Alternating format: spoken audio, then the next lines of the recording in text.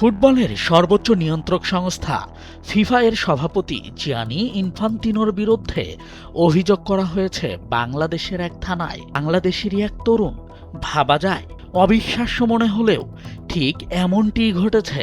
এবারের বিশ্বকাপের আর্জেন্টিনা মিশর ম্যাচে বিতর্কিত রেফারিং এবং ফিফার ভূমিকা নিয়ে যথেষ্ট বিতর্ক ছিল শুরু থেকেই। আলোচিত সেই ম্যাচের সূত্র ধরেই নোয়াখালীর সুধারাম মডেল থানায় লিখিত অভিযোগ দিয়েছেন জেলার সদর উপজেলার বাসিন্দা ২২ বছর বয়সী তরুণ মোহাম্মদ রাকিব।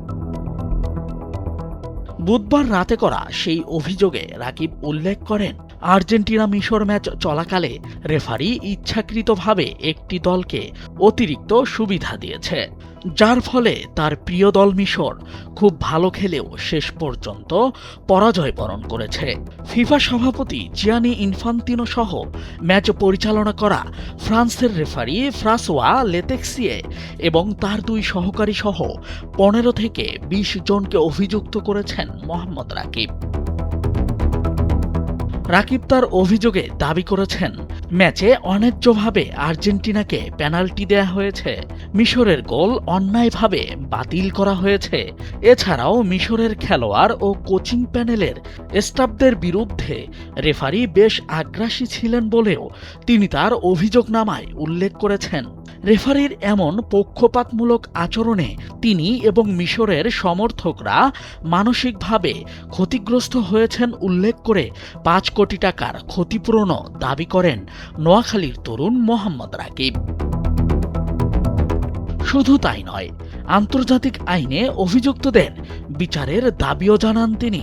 তবে শেষ পর্যন্ত অভিযোগটি মামলা হিসেবে নথিভুক্ত করতে ব্যর্থ হন এই তরুণ। সুধারাম থানা সূত্রে জানা যায়, অভিযোগের বিষয়টি এখতিয়ারের বাইরে হওয়ায় শেষ পর্যন্ত তা মামলা হিসেবে গ্রহণ করেননি তারা। রাকিবের অভিযোগটি মামলা হিসেবে থানা গ্রহণ করতে না পারলেও তিনি থেমে নেই।